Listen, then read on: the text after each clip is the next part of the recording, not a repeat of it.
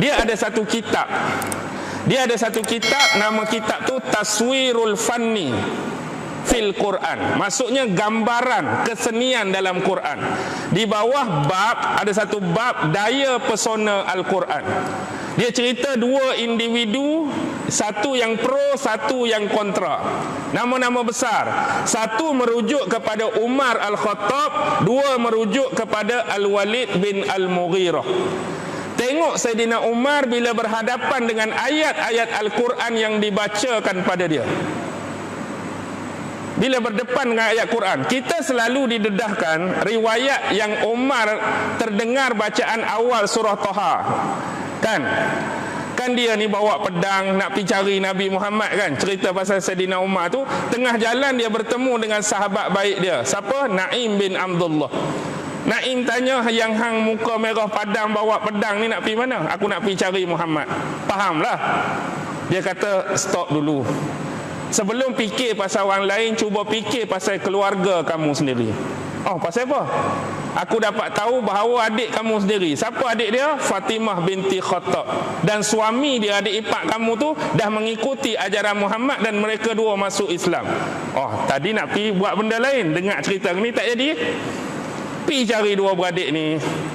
Pi dia dengar dari jauh tu macam ada orang sedang membacakan Al-Quran. Dalam tu ada sahabat tadi ni. Sahabat kita baca muqaddimah. Khabbab bin Aras yang terima langsung surah ni daripada Nabi. Khabbab tu dah orang yang sama. Duk bacakan pada keduanya. Dengar macam ada orang datang, Khabbab lari menyembunyikan diri. Tinggallah sepasang kelamin ni. Ketuk pintu, buka. Apa yang aku dengar tadi? Ada siapa lagi kat sini? Siapa suami Fatimah binti Khattab? Siapa? Salah seorang sahabat yang dijamin 10 orang masuk syurga. Siapa? Adik ipar Saidina Umar tu. Siapa sahabat yang salah seorang dijamin masuk syurga?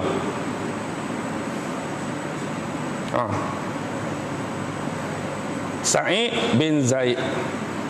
Sa'id bin Zaid bin Amir. Tu salah seorang sahabat yang dijamin masuk syurga. Adik ipar Saidina Umar masa tu. Kahwin dengan adik dia Fatimah binti Khattab. Bergaduh, pukul adik ipar, kemudian tampak adik sendiri. Ringkas cerita, dia kata, mana bacaan tadi? Kalau tak boleh, aku tak boleh bagi kat kamu, sebab kamu tak suci. Kamu kena pergi mandi dulu, bersihkan diri. Dia pergi mandi, bersihkan diri, barulah ditunjukkan kepada beliau awal surah Taha tu. Lembut hati dia. Lepas peristiwa tu dia pergi mana? Jumpa Nabi lah atas Bukit Sofa, rumah Al-Arqam bin Abi Al-Arqam, masuk Islam. Sebelum tu ada riwayat lain yang cerita bahawa dia sebut apa? Saidina Umar pernah sebut, dahulu aku begitu membenci Islam. Dan dulu aku dengan sahabat-sahabat aku ni di Mekah ni ada kelab. Macam Kalbun Malami ke ikut dia lah tu. Maksudnya dia ada kelab, tempat dia tu berkumpul-kumpul, minum-minum. Suatu ketika aku ada rasa nak bertemu dengan sahabat-sahabat aku di kelab ni. Pergi sana seorang pun tak ada. Jadi pelik, pergi mana semua ni? Jadi sebab nak minum, dia pergi cari orang yang, satu orang ni yang tukang buat arak tu lah, mungkin ada special kawan ni. Pergi cari kawan tu pun tak ada. Lalu dia memutuskan nak pergi ke mana? Aku nak pergi tawaf lah ke Kaabah. Mungkin aku boleh tawaf 7 kali atau aku boleh tawaf 70 kali. Dia pergi ke Kaabah. Dia nampak siapa sedang solat? Dia nampak Rasulullah sedang solat. Aku tengok Rasulullah sedang solat pada masa tu. Dia menghadap kiblat dia ke arah Syam, Baitul Maqdis. Dan dia menjadikan Kaabah itu di antara arah kiblat dengan diri dia. Nabi semayang duduk dekat dengan kiblat. Jadi arah yang Nabi ambil itu sebenarnya arah Baitul Maqdis. Cuma bila menghadap arah Baitul Maqdis, depan Nabi itu ada Kaabah, seolah nampak Nabi itu semayang depan Kaabah. Tapi arah yang dia ambil itu. Jadi Nabi itu berada di antara dua rukun. Saidina Umar habaq, rukun yang ada Hajar Aswad padanya, fahamlah kita, dan satu lagi antara rukun Yamani. Jadi tempat Nabi solat tadi duduk di antara Hajar Aswad dengan rukun Yamani. Jadi untuk tidak mengejutkan dia, kalau aku pi serbu dia macam tu, menyebabkan dia terkejut, jadi cerita lain. Jadi aku datang menghampiri dia dari arah Hijir Ismail. Hijir Ismail belah sana kan. Aku pi senyap-senyap. Lalu aku pi duk berdempik dengan dinding Kaabah. Aku ambil kain kelambu Kaabah, aku lingkup tubuh aku. Jadi sekarang yang jadi penghalang antara aku dengan Muhammad, kain Kaabah tu saja. Sebab apa? Dia nak dengar Nabi sembahyang baca apa. Dia dengar. Hati dia jadi lembut, dia habaq masa tu. Tak boleh nak cakap apa, hati dia jadi lembut. Tengok orang yang pro, orang yang boleh menerima. Tambah kisah tadi, kemudian dia masuk Islam. Tapi Al-Walid bin Al-Mughirah apa cerita? Dengar macam mana ayat Quran pun dia reka. Dia kata macam-macam. Pernah balik, mereka berjumpa ni. Dia jumpa dengan Abu Jahal. Abu Jahal dengan Al-Walid ni jadi macam mana? Abu Jahal tu anak saudara dia pun. Abu Jahal tu anak saudara dia. Al-Walid tu pak saudara. Jadi pakcik, lagu mana kita nak buat dekat Muhammad ni? Tak boleh nak buat apalah. Abu Jahal kata, ni cerita lebih kurang nak bagi nampak. Macam mana kalau kita buat tuduhan yang dia tu pembohong, penipu, pendusta? Tak boleh, orang tak percaya. Sebab kita dah tahu dah dia sebelum ni Al-Amin. Kalau kita cakap dia menipu, bohong, orang tak percaya kat kita pula. Kalau macam tu kita kata dia ni orang yang kurang sioman. Orang tak berapa betul lah. Dulu dia betul, ni dia tak berapa betul dah. Orang tak percaya juga. Lepas tu kita nak kata apa? Kita akan kata dia ni seorang penyihir. Penyihir, ahli sihir. Sebab tu kalau tuan-tuan baca tafsiran dalam surah Al-Muddassir tu, satu benda yang dia letakkan pada Nabi tu, ayat-ayat Al-Quran tu adalah sihir kepada mereka. Kerana bagi orang Arab ni, sihir ni bila mereka berdepan dengan satu benda, satu perkara yang dianggap pada mereka wow, wonderful, hebat, yang tak boleh dijelaskan dengan akal, yang tak boleh dijelaskan dengan kata-kata, mereka akan kata tu sihir, apa benda sekalipun. Bila Nabi baca ayat Quran, dia kata ni bukan syair, ni bukan pantun, ni bukan gurindam, ni kata-kata bukan kata manusia ni. Jadi bila dia tengok ayat Quran yang didengar, yang dibaca tu, wow bagi mereka tak boleh nak jelaskan apa benda tu. Mereka anggap, oh ni sihir ni. Muhammad telah menyihirkan kita. Itu je kita boleh tuduh dia. Jadi dengan sihir ni menyebabkan dia terpesona. Ramai orang terpesona dengan dakwah dia. Tinggalkan kita satu persatu.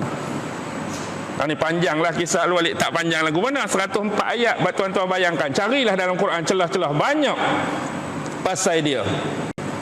Dia ni siapa sebenarnya? Bila Said Qutb, buku Said Qutb tadi sebut Umar dengan Al-Walid. Apa hubungan Umar dengan Al-Walid sebenarnya? Cucu dengan datuk je tu. Cucu dengan datuk, bukan cucu betul. Umar tu ialah cucu saudara, Al-Walid bin Al-Mughirah ialah datuk saudara dia. Nampak tak salah silah mereka ni? Macam ni.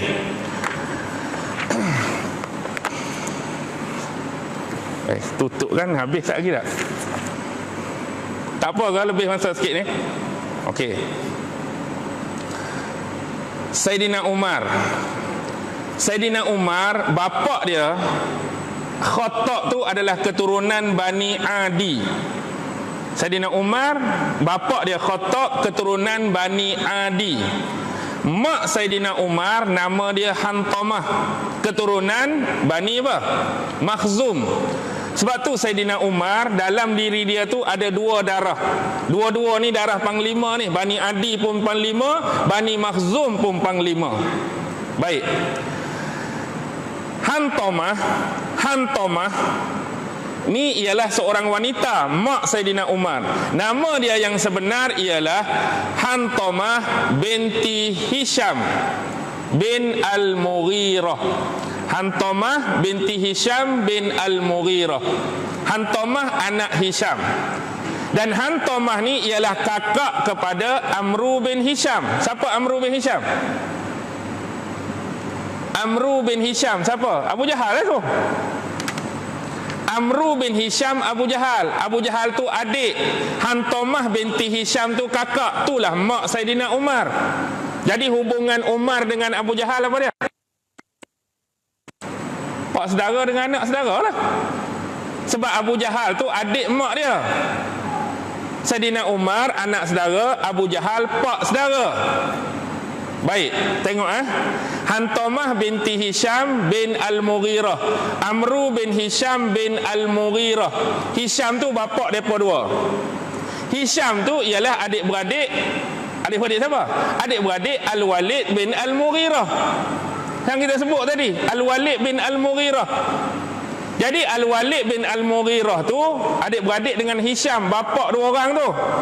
Jadi Al-Walid pak saudara kepada Abu Jahal, macam saya sebut tadi. Pak saudara kepada Abu Jahal, dan Al-Walid juga pak saudara kepada mak Saidina Umar. Al-Walid tu siapa? Al-Walid tu lah bapa sahabat Saifullahil Maslul, pedang Allah yang terhunus. Itulah bapa Khalid Al-Walid. Al-Walid Al-Mughirah, hadut lawan-lawan Nabi tu bapa sahabat Nabi, Khalid bin Al-Walid. Jadi Khalid bin Al-Walid sepupu dengan Abu Jahal. Khalid bin Al-Walid juga sepupu dengan mak Saidina Umar. Jadi Umar tu anak sepupu kepada Khalid bin Al-Walid. Khalid bin Al-Walid pak sepupu. Kau pening dah. Sekarang saya duk syok seorang-seorang cerita ni. Ni kawan kok mana ni. Tapi nak nampak dah dia punya tu. Jadi Al-Walid bin Al-Mughirah tu jadi tok saudara Saidina Umar, jadi cucu saudara. Jadi hak celah tu Abu Jahal lah. Ini jadi pak saudara Abu Jahal, pak saudara Saidina Umar, belah mak dia tu. Ini anak saudara kepada Al-Walid, sepupu dengan Khalid bin Al-Walid. Semua tu Bani Makhzum, geng-geng jenis gedebel lah dalam suku Quraisy. Cerita dia jadi panjang macam ni sebab nak habaq benda tadi je. Kamu mempunyai hubungan yang dekat dengan Nabi, tapi tak ada jaminan kalau kamu tolak dakwah kebenaran. Bahkan ni juga pengajaran untuk kita pun. Siapa pun kita, bila kita ni sombong macam Fir'aun, macam Al-Walid, datang orang pada kita, tak kira siapa dia, level dia, pencapaian dia, pelajaran dia, kalau dia datang dakwahkan benda yang benar, hak dia cakap tu benda betul, kita tolak, sama je. Benda tu betul lah, nak tolak apa lagi? Benda tu benar dah. Kalau tolak ni lah kata orang yang menyombongkan diri. Macam Fir'aun, macam siapa pun. Tu nampak pengajaran